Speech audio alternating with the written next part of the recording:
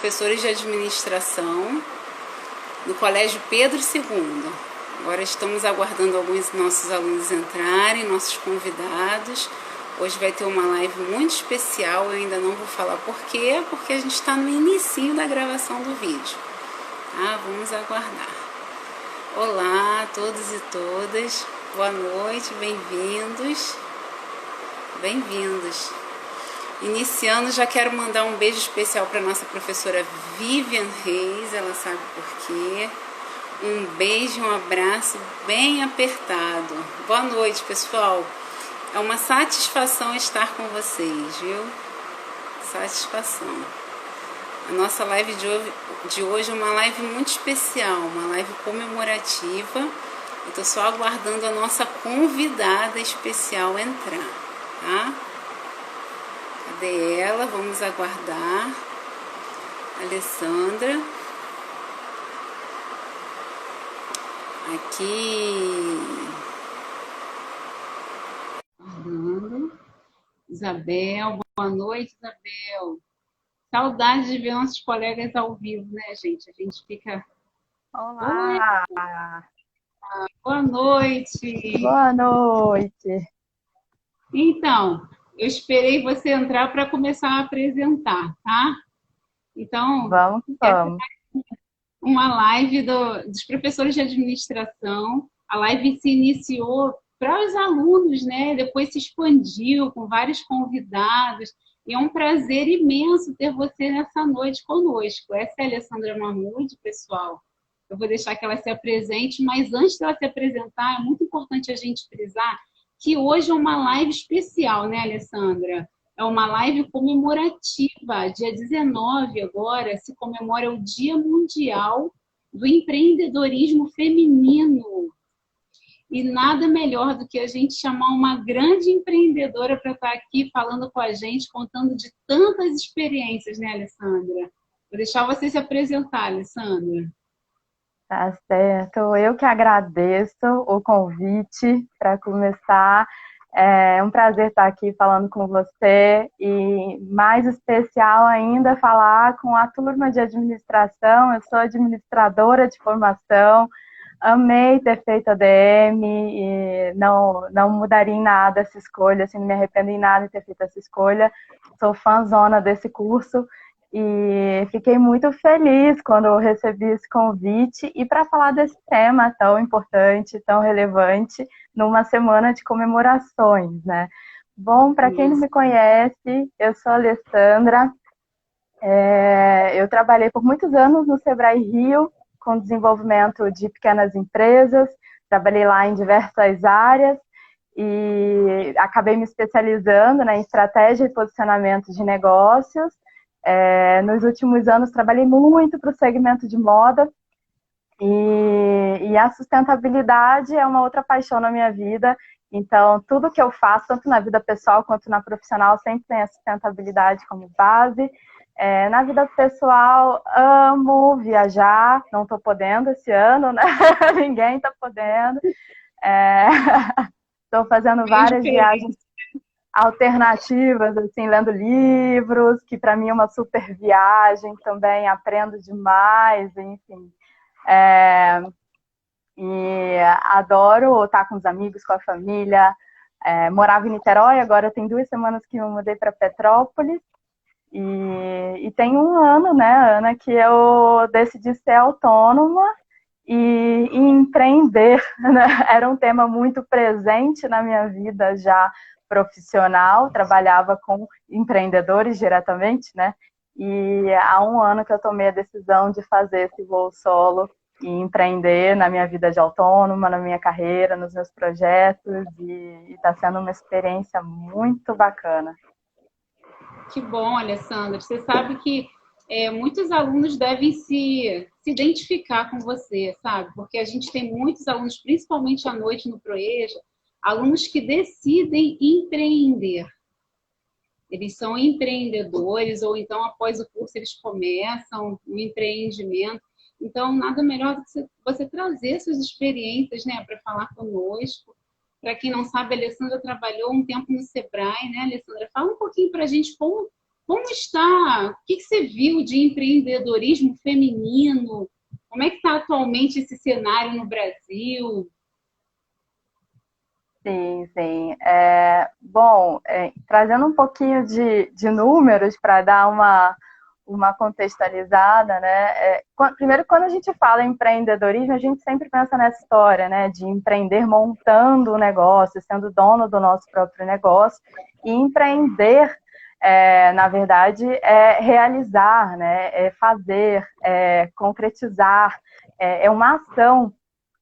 E você pode empreender na sua vida pessoal, numa empresa, sendo funcionário, mas a gente sempre conecta muito com a ideia de montar um negócio, né? E quando a gente fala em empreendedorismo feminino, a gente liga direto a mulheres que montaram negócios, a mulheres que resolveram tocar seus projetos pessoais, assim como eu fiz, né?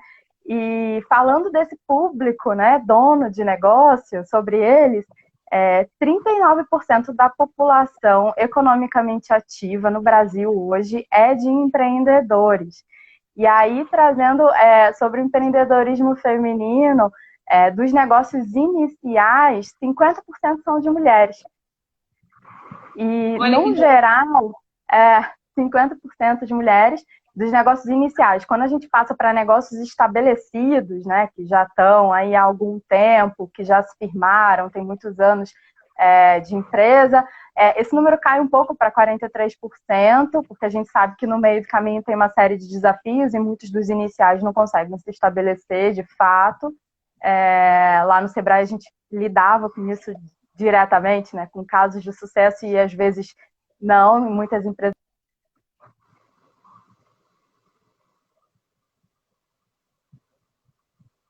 Caiu para mim. Para vocês, caiu também?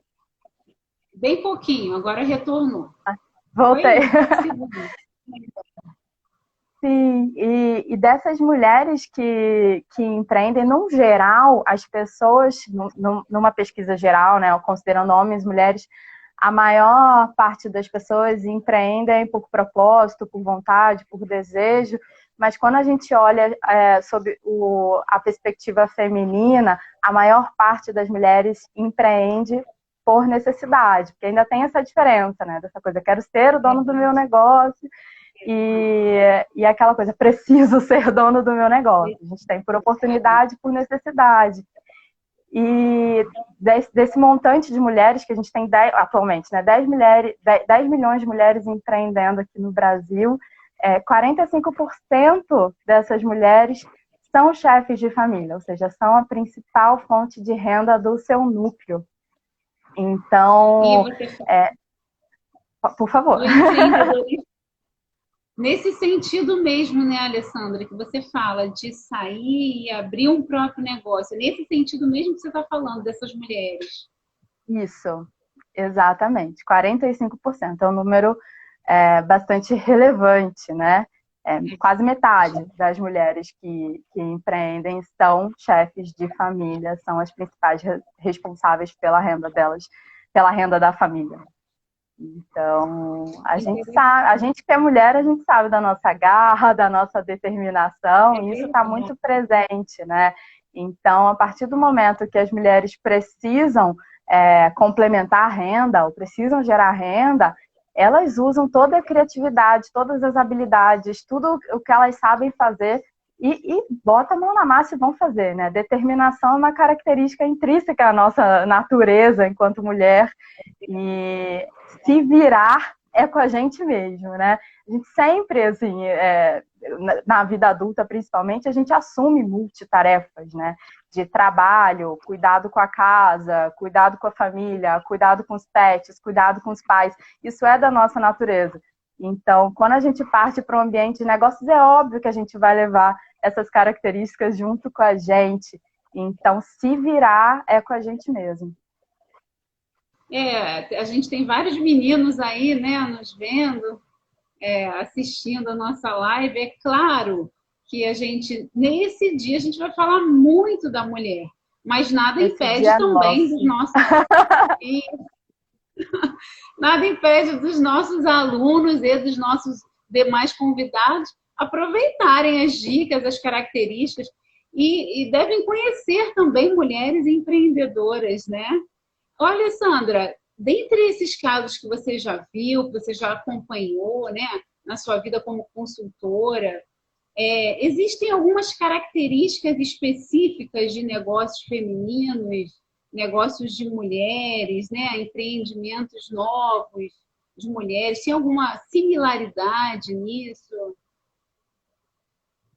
Sim, assim, tanto da minha parte enquanto experiência em lidar com essas mulheres, ter esse privilégio, né, de conviver, de trabalhar com isso e estar com elas e aprender diariamente com cada uma, com cada história, quanto em estudos aí que mostram que existem algumas características que, no geral, são comuns a mulheres empreendedoras e empreendimentos femininos, né?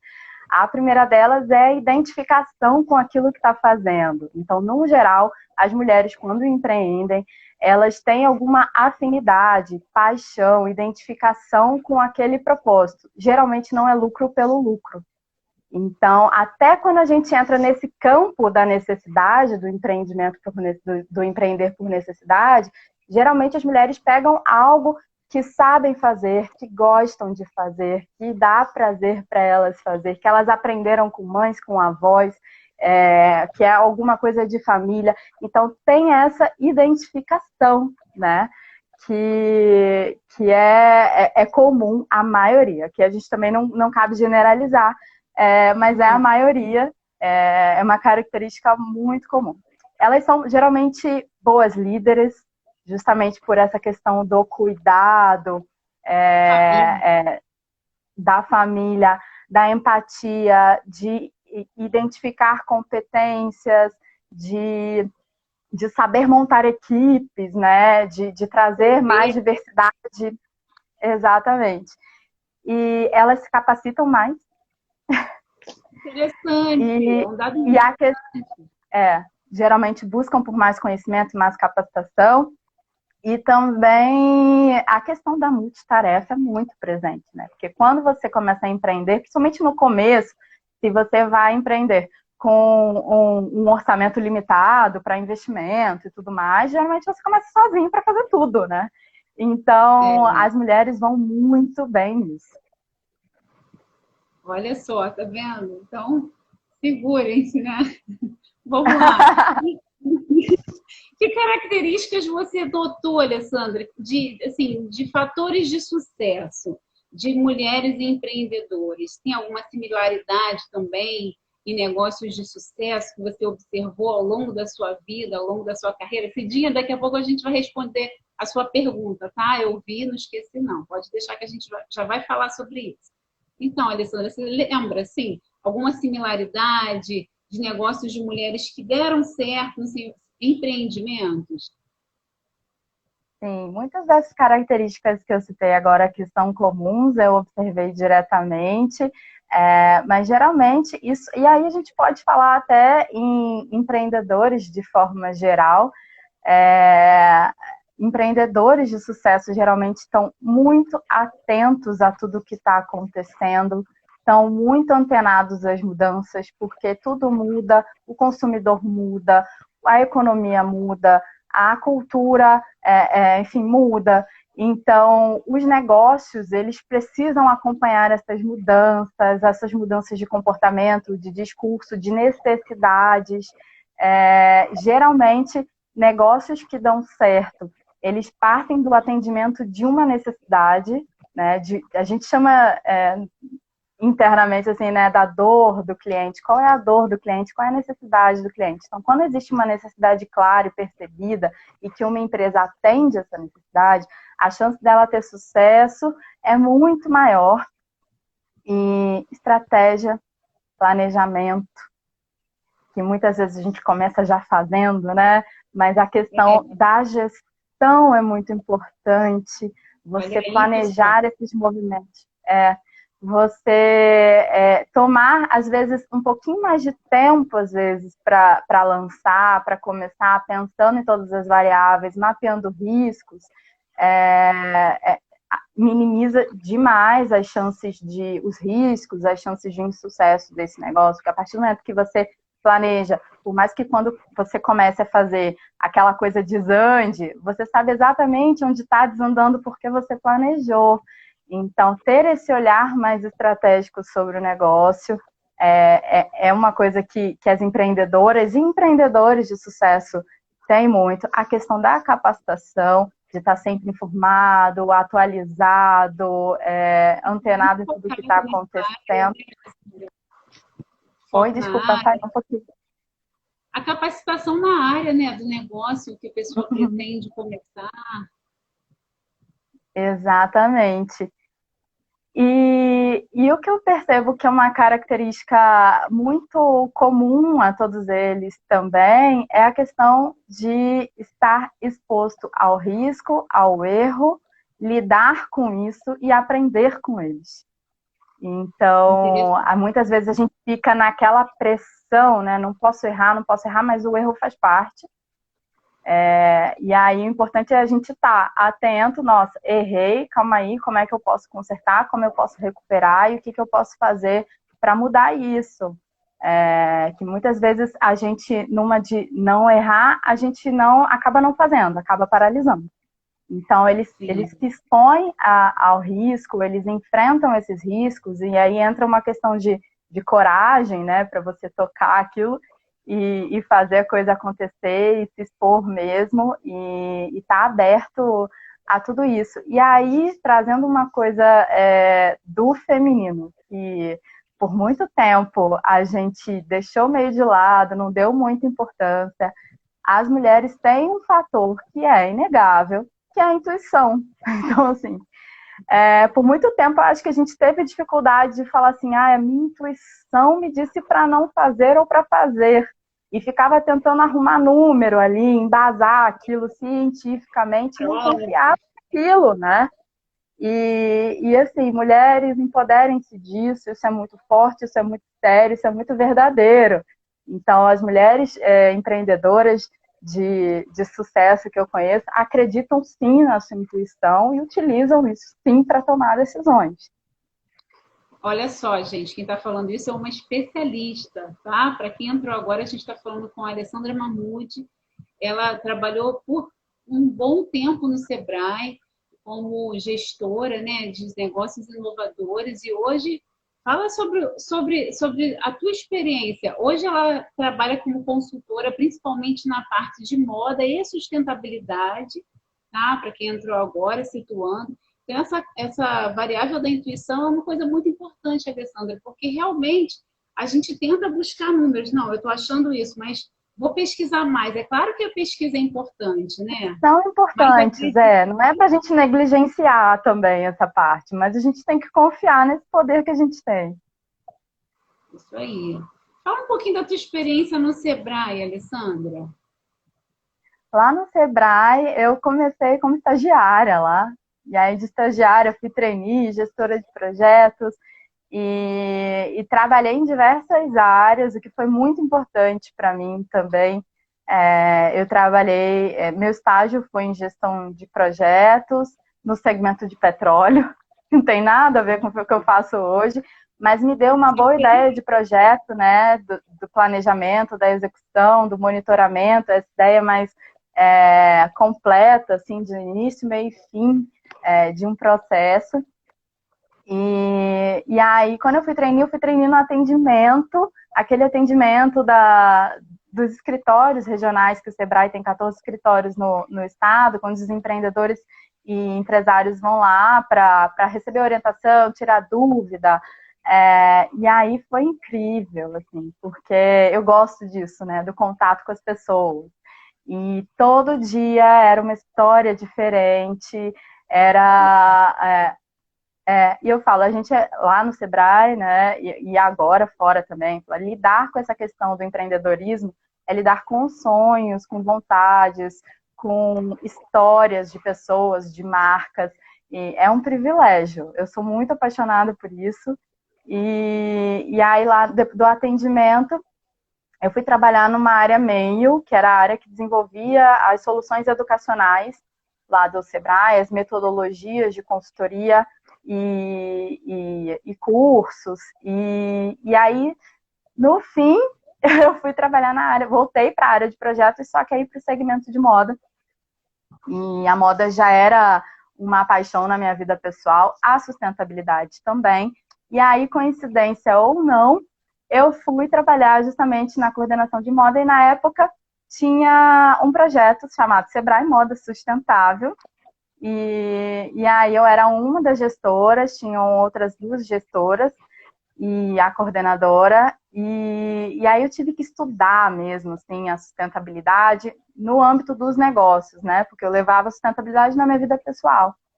E aí, para mim, foi um caminho sem volta. Assim, hoje em dia, eu não consigo imaginar um negócio que não atenda a esses requisitos de sustentabilidade, que não comecem, né, às vezes não está fazendo, mas que não esteja atento que isso é uma necessidade real e que precisa começar a fazer. Para mim, foi assim, foi um caminho sem volta. E aí, desde então, mesmo estando agora na vida de empreendedora, de autônoma, eu sigo na moda e na sustentabilidade, como consultora agora. Estava perguntando aí, né?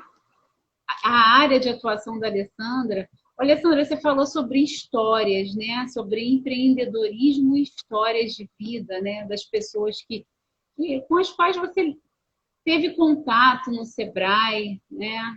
E você pode citar, é claro que a gente muita coisa a gente não pode falar aqui exatamente, mas você se lembra de alguma história assim que te marcou como profissional lá, um caso de sucesso, ou um caso de uma pessoa que demorou um pouco a decolar, mas foi super persistente e conseguiu, porque a gente sempre incentiva, sabe, nossos alunos a serem persistentes. É claro que a gente ensina e testa alguns projetos mesmo, principalmente quando a viabilidade financeira, né?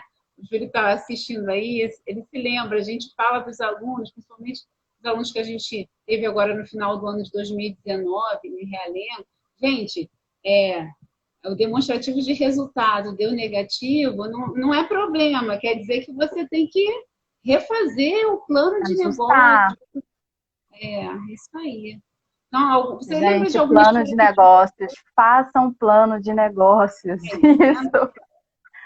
Isso ajuda demais a começar a pensar todo o negócio e muita gente passa por cima, né? Mas é muito importante. Essa etapa de planejamento é fundamental para minimizar esses riscos para não entrar nesses índices, né? Das empresas que fecham em até 2 anos, que é um índice altíssimo. Façam planos, né? Que bom que vocês estão incentivando. E você sabe que quando eu me formei em ADM, aí não vamos citar anos, né? No meu último ano da faculdade foi quando eles estavam começando a inserir a cadeira de empreendedorismo, a disciplina de empreendedorismo no curso, né? Então, quando eu fiz a minha graduação, a gente não tinha ainda esse tema de forma tão relevante, de forma tão presente na grade. Quando eu estava saindo foi quando começou.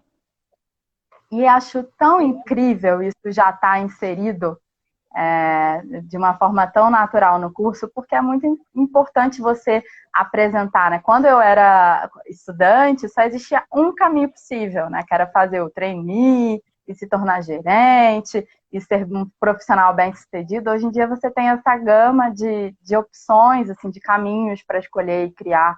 Isso é tão fantástico. Isso e aí, Alessandra? E aí, sobre essa história, foram muitas histórias lá, me marcaram, né? Mas tem uma que é super recente e fala de moda e sustentabilidade sob um viés social, que muita gente associa a sustentabilidade, às vezes, somente ao meio ambiente, mas não, ela também fala de diversidade, de social, de cultural. Sustentabilidade é sobre isso tudo. E tem uma marca que eu amo, que é a Zâmbia, da Vivian. E a Vivian já era estilista, trabalhava no mercado, e aí ela é da Baixada aqui do Rio. Ela começou a criar uma marca enquanto ainda estava trabalhando. e desde o início com muito propósito. Assim, ali na Baixada era um grande centro, um polo calçadista, né? Então tem muitos artesãos e tudo mais. E conforme essas fábricas foram indo para Minas, São Paulo, para o Sul, e essa produção foi saindo dali, aquela mão de obra foi ficando sem trabalho, uma mão de obra qualificada. Então, desde o começo, a Vivian tinha como prioridade capacitar aquela mão de obra para atender a produção dela e dar oportunidade para aqueles artesãos daquela região. E a marca foi crescendo, a Vivian é muito determinada, e a marca está assim, super sucesso, está na Vogue, está com a Thaís Araújo usando as peças, Tereza Cristina. Então, em pouquíssimo tempo, a marca, se não me engano, tem 6 anos, mas desde que a Vivian largou, ela conseguiu sair do emprego para viver só da marca, desde que ela largou, acho que tem 2, 3 anos no máximo, assim, super curtinho esse espaço de tempo, considerando o tempo que uma empresa leva para amadurecer, né? E é muito legal de ver uma jovem da Baixada que quis fomentar, a família dela dali, né? Ela quis fomentar aquela região. E muitas vezes a gente fica pensando em sucesso, algo como Luísa Trajano, né? E é sucesso também, mas eu acho legal olhar para esses sucessos que estão próximos da gente, né? Que são pessoas que estão aqui com a gente, que, enfim, merecem todo sucesso também. Você sabe, Alessandra, que às vezes as pessoas que estão um pouco de fora da administração, né, ou quem está começando agora, olha a administração sempre como uma empresa que quer muito lucro ou que quer explorar. E a gente está conseguindo mostrar lá no colégio que a administração é muito mais do que isso, sabe? E é muito interessante você trazer esse exemplo de pessoas que, sim, claro, começaram o seu negócio, sim, claro, precisam do lucro, toda empresa precisa do lucro para sobreviver, né? Para se reinventar, para cada vez mais se reestruturar. Agora, que pensam num propósito, né? Que tem um propósito, que pensam nas pessoas.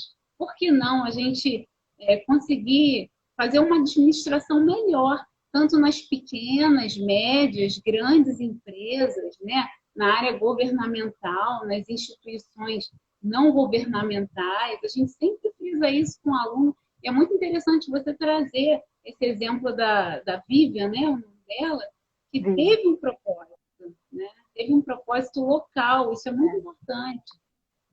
E assim como ela, tem muitas outras e muitos outros também, né, na moda e sustentabilidade, pequenas empresas de moda autoral aqui do Rio.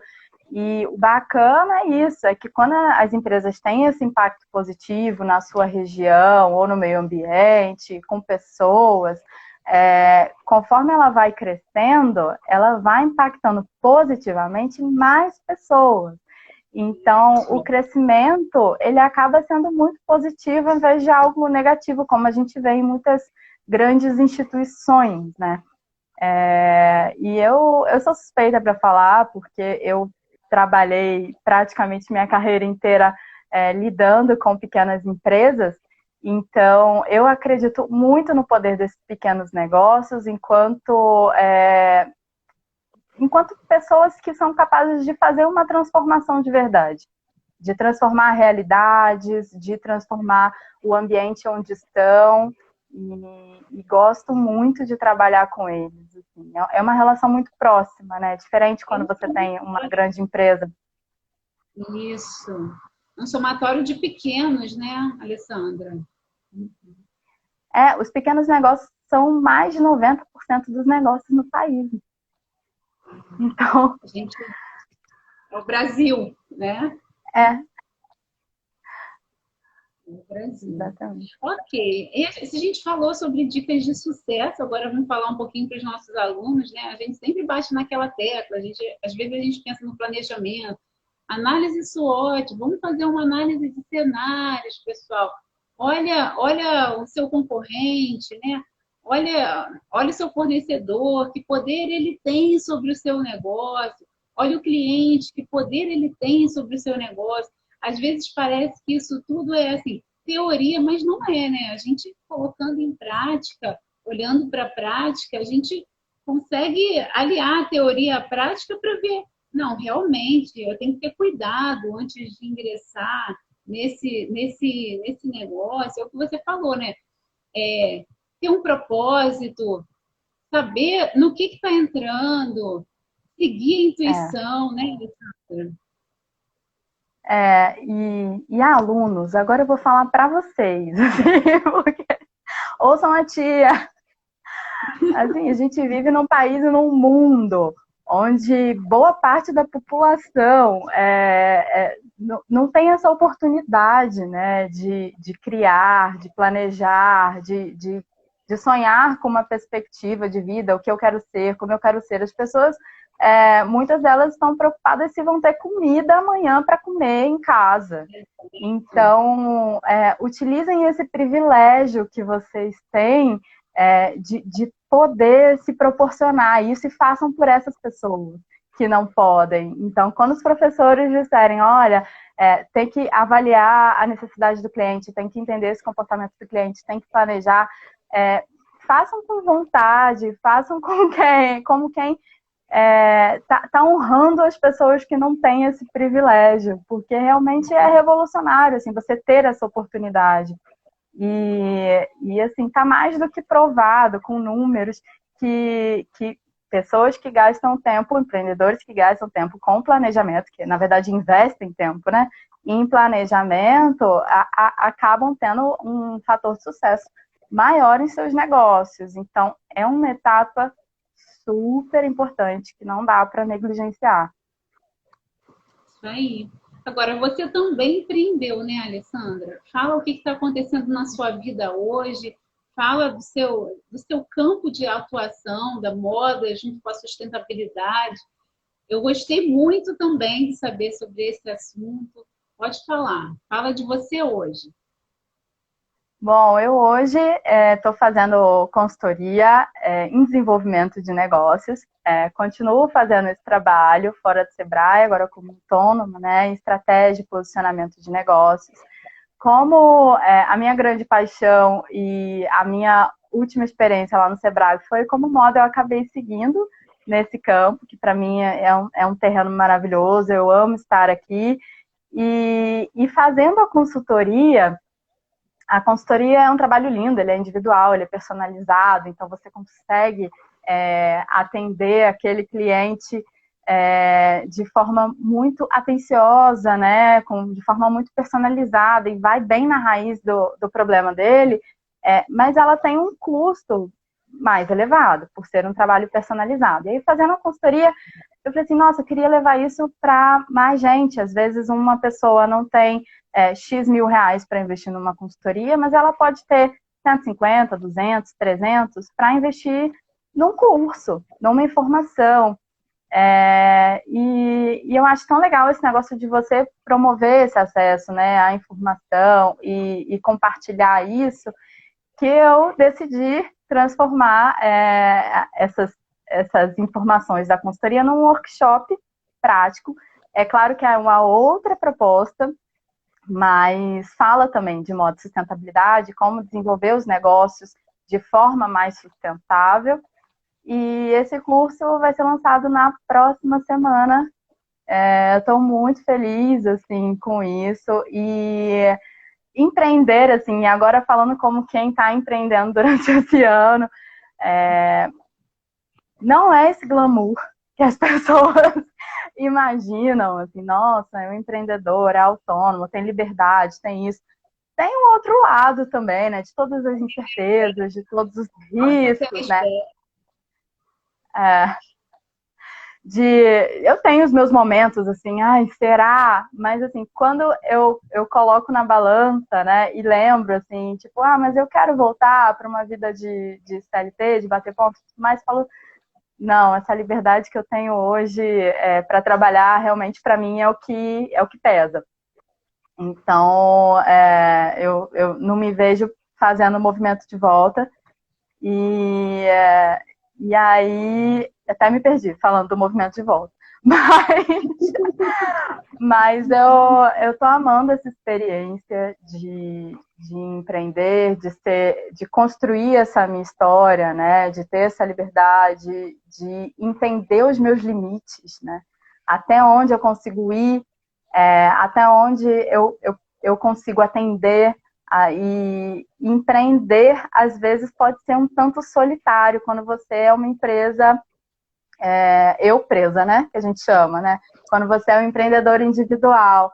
Mas é muito impressionante, assim, como você consegue rapidamente e facilmente formar uma rede de pessoas que estão passando, é só você se comunicar, assim, que estão passando ou já passaram por essa etapa e que estão super dispostas a compartilhar, a trocar, a ajudar, colaborar. Então, assim, nesse processo eu acabei trocando com muita gente, conhecendo muita gente nova. Então, é um movimento muito interessante, assim, e eu, se hoje puder indicar um caminho, assim, eu falo, empreendam, arrisquem e enfim, façam acontecer, se quiserem fazer acontecer. Tá encorajando nossos alunos, isso aí. Os nossos Bora lá, convidados. gente. Isso aí. Agora fala um pouquinho de moda sustentável, Alessandra.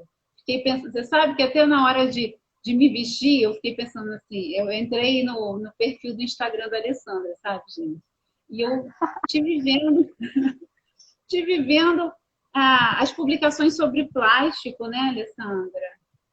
Sobre plástico. E eu fiquei alguns acessórios meus, porque a gente começa a pensar, né? Se a gente não tiver essa educação, parece que a gente vai passando aquilo de geração em geração sem observar o que a gente está fazendo, né?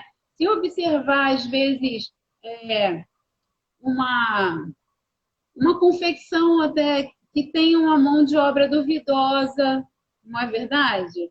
Uma confecção até que tem uma produção duvidosa quanto à natureza. A gente fala tanto de roupas, quanto de acessórios, quanto de equipamentos, né, Alessandra? Recursos, matérias-primas mesmo, processos de produção, né? Fala um pouquinho aí pra mim. Exatamente. A sustentabilidade na moda, fala, é um tema necessário e urgente, porque a gente, e eu falo, a gente não tem culpa, a gente não sabia que ia dar nisso que deu. A gente viveu um período aí, né, com essa ascensão do hiperconsumo, do descartável, onde tudo ficou muito barato, e aí muitas aspas nesse barato, né, barato para quem?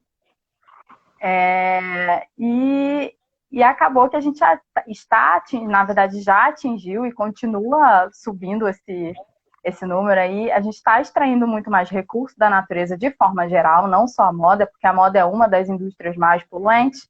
A gente está extraindo mais recursos da natureza do que ela é capaz de regenerar. Então, vai dar problema.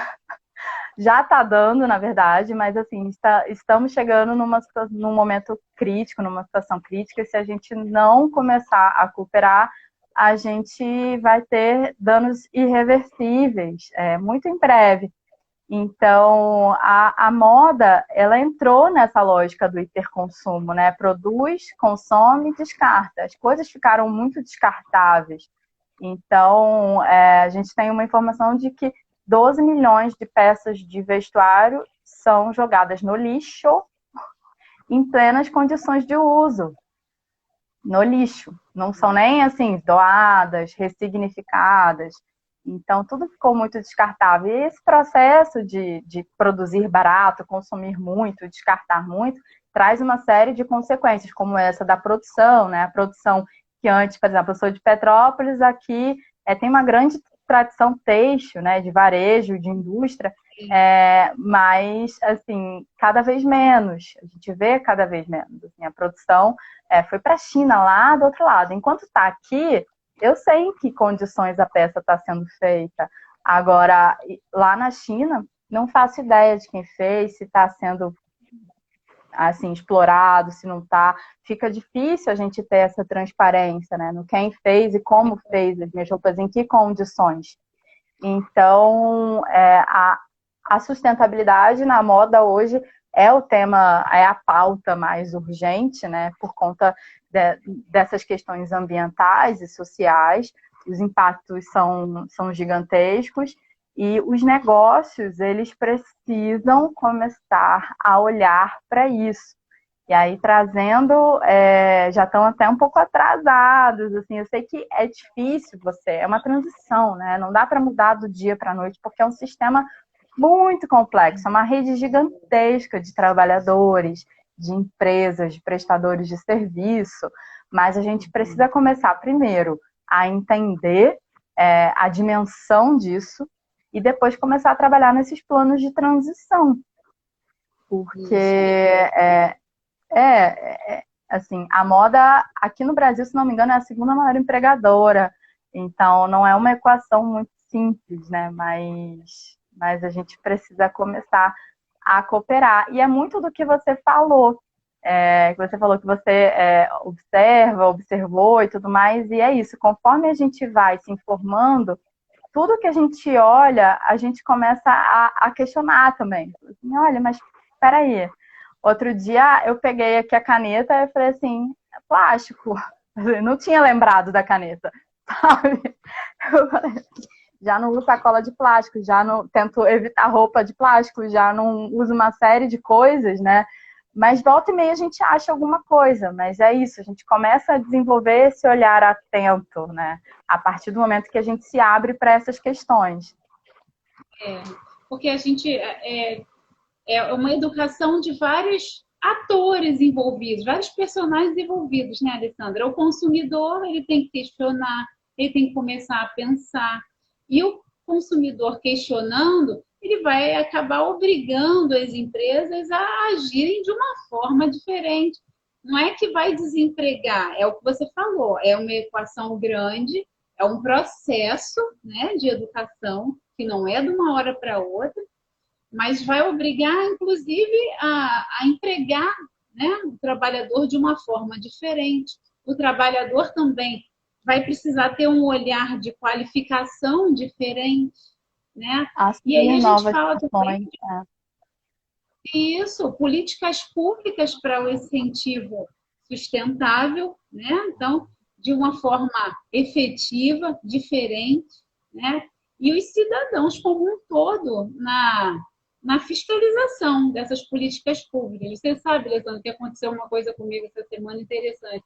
Eu coloquei de propósito essa blusa, porque eu tive que ir ao correio essa semana e eu encontrei essa blusa, parece uma blusa de crochê, mas eu acho que é feito à máquina, não entendo muito. Eu cheguei em casa, mostrei para minha mãe sabe fazer, e ela falou, é mesmo, mas parece feito à máquina.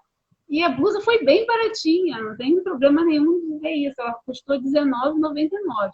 E eu caí sentada assim na cadeira e falei assim, gente, será que eu comprei alguma coisa que veio lá de fora, produzido por mão de obra escrava? E eu fiquei.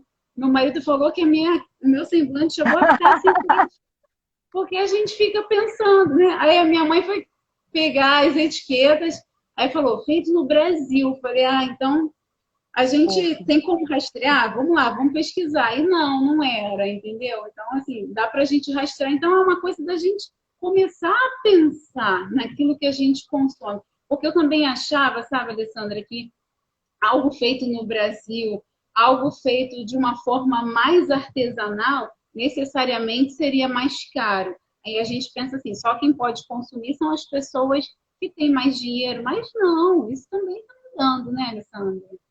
Também, e quando a gente tem também uma peça de mais qualidade, né? Essa peça vai durar mais e você não precisa comprar 10 peças, você pode ter uma peça.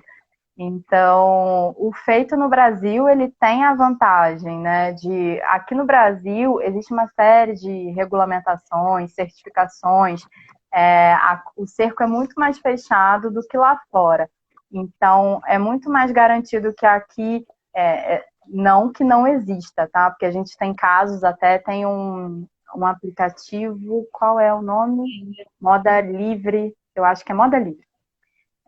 Onde, se você entrar lá, você vê algumas denúncias, inclusive recentes, de trabalhos análogos à escravidão aqui no Brasil.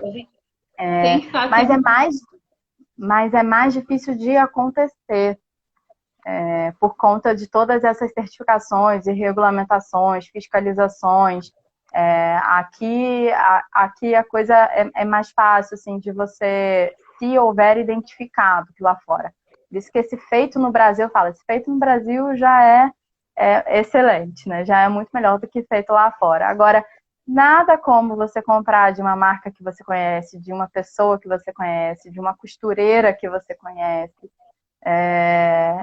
Você consegue saber em que condições aquilo foi feito, né? Ou, enfim, ou quando a marca coloca no site, tem uma marca que eu adoro, que é a Moving. Ele tem lá todas as informações do produto, inclusive de precificação.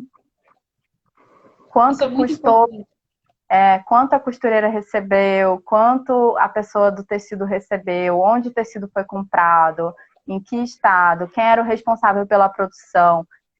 É muita informação, e ele diz como é que ele chegou naquele preço. E aí a gente chega numa peça de 180, 200 reais, que não é uma peça baratinha, mas também não é uma peça exorbitante de 1.000, 2.000 reais. Então é uma peça que você consegue ter, e é uma peça que vai durar, que você sabe que foi feita de forma ética, com tecidos que causam menos impacto no meio ambiente, que se preocupam com esse retorno da peça, porque a gente acha que, assim, vendi, as empresas de moda, né? Vendi, está vendido. Só que não, as empresas são responsáveis pelos produtos que elas colocam no mundo. Aquilo volta, né? Volta Aquilo pra gente mesmo. Tem que voltar. Se não voltar para a terra, né? Virar compostagem, virar adubo e tudo mais, tem que voltar para algum ciclo técnico de remanufatura disso, ou de revenda, tem que voltar para algum lugar. E muitas vezes isso é esquecido, né? E aí quando você entra lá no site da Moving, tem lá todas as informações de pós-uso, pós-compra. É um case maravilhoso de moda sustentável aqui do Brasil e do Rio. Então, um case interessante para os nossos alunos, inclusive, pesquisarem, né? Muito interessante. Faz toda a diferença, né, Alessandra? A educação faz toda a diferença. Isso, informação, gente, transparência, comunicar, falar sobre isso. Às vezes a marca consegue ser sustentável em algumas questões, em outras não, mas a partir do momento que você diz que não está sendo tão sustentável de um lado, por isso, você justifica, você está sendo transparente, você está informando e você está, de certa forma, educando também aquele consumidor que às vezes não tinha parado para pensar nisso e agora vai ficar atento. Então, eu acho que é responsabilidade das marcas, sim, falar sobre isso, mesmo quando não faz parte do processo. Está todo mundo aprendendo essa questão da sustentabilidade nos negócios. É um dia após o outro, tem sempre uma informação nova. Então, a gente tem que construir isso junto, né? E falar abertamente sobre isso, eu acho que é o melhor caminho. É verdade. Fora a questão do consumo que você falou, né? Você sabe que eu não te contei isso durante a semana, mas eu costuro, né? Por que ele falou? Adoro. Meu pai me deu a minha máquina de costura quando eu tinha 17 anos e ele costumava falar que foi o melhor investimento que ele fez, porque eu não ficava pedindo para comprar tanta roupa, eu pedia para comprar tecido, né? Então, eu costurava. E aí eu perdi o meu pai tem quase 2 meses e uma forma que eu tive de ocupar minha mente, né, para vencer aquela tristeza, foi pegar a máquina que ele me deu e voltar a costurar. Então, eu juntei 2 peças diferentes. Peguei uma calça jeans velha, peguei a parte dela de cima, um tecido que eu já tinha, fiz uma saia. Quer dizer, é claro que nem todo mundo costura, mas a gente pode trocar. A gente aqui em casa... Eu não consegui.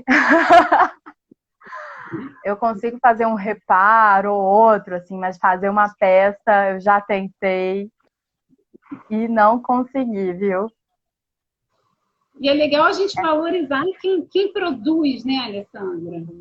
Dessa É, forma também. e, cara, que coisa maravilhosa, assim, você ser capaz de fazer a sua própria roupa ou de consertar a sua própria roupa, né? Isso é uma autonomia gigantesca e a moda, para mim, assim, é muito cheia de significados. Eu sei que a gente trabalha muito com uma moda de tendências, sabe? De vai usar o azul, vai usar o verde, mas para mim nunca foi muito sobre isso, apesar disso fazer parte.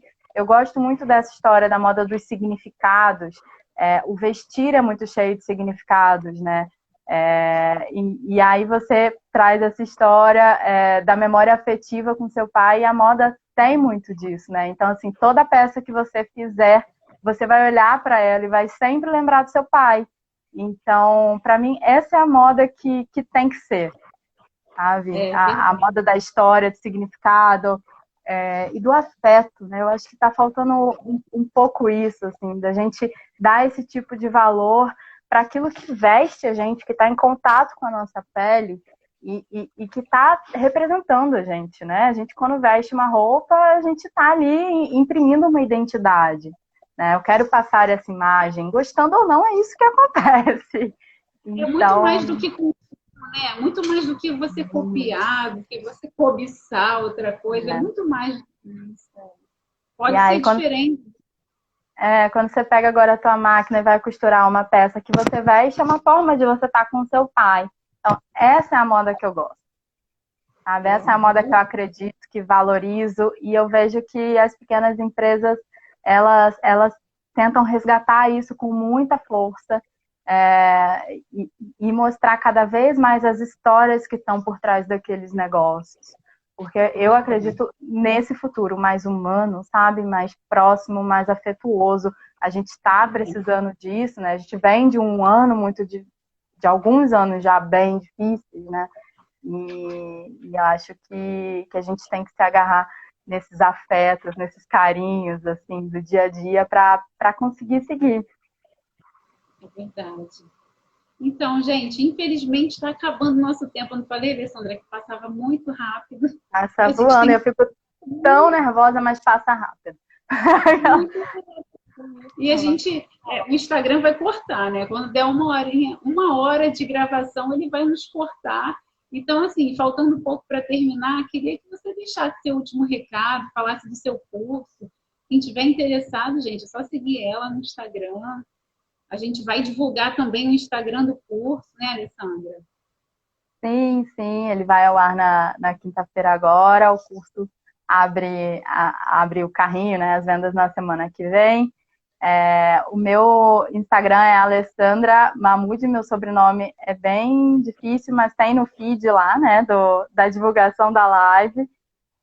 Queria E convidar todos, assim, para trocar por lá. O Instagram virou um grande canal de trocas, né? E queria muito conhecer também quem são esses alunos que estão aí, quais são os sonhos, desejos, dificuldades, dúvidas, e o que eu puder também compartilhar com vocês vai ser um prazer. Estou muito feliz de estar aqui, está sendo muito especial para mim. É, Falar desse tema, estar com você e falar para os alunos da ADM. Assim, foi incrível para mim participar. poxa, para mim também, eu guardei algumas coisas para te contar ao vivo mesmo, porque eu sei que seria Foi importante, ótimo. interessante para os nossos alunos também. Eu tenho certeza que a gente ganhou mais uma parceira do nosso curso, né? Podem Os nossos, contar. foi maravilhoso, né? Quem te indicou teve uma ideia incrível, que agora a gente tem mais uma amiga, tá vendo, gente? Tô falando para os demais professores, né? Para os nossos colegas que estão aí assistindo. Esse vídeo vai ficar gravado, tá? Vai para o nosso canal do YouTube, vai para o nosso canal também lá no podcast, né? Vai virar um podcast também. E eu agradeço mais uma vez, Alessandra, a tua disponibilidade aí na tua agenda e de compartilhar com a gente as suas experiências tão importantes, né? E muito interessante a gente falar de emoção, de empatia. Aí, Júlia, a gente fala de emoção, de empatia junto com negócios, né, pessoal? Junto com Sim, negócios. eu não consigo desassociar uma coisa da outra. Assim, negócios são feitos por pessoas, para pessoas, e a gente precisa resgatar isso.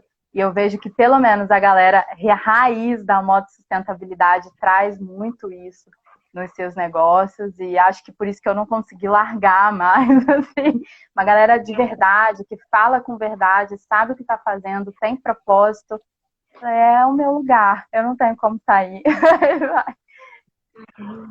Isso aí. Um beijo, Alessandra. A gente continua se falando, né? Acho que Sim, por favor, quero saber mais histórias, inclusive, dessa experiência. tá bom. Um beijão, um beijo a todos, todas. Foi muito bom Obrigada. ter os nossos convidados, né? Os convidados da Alessandra. Foi um prazer tê-los conosco. Boa noite, gente. Tchau.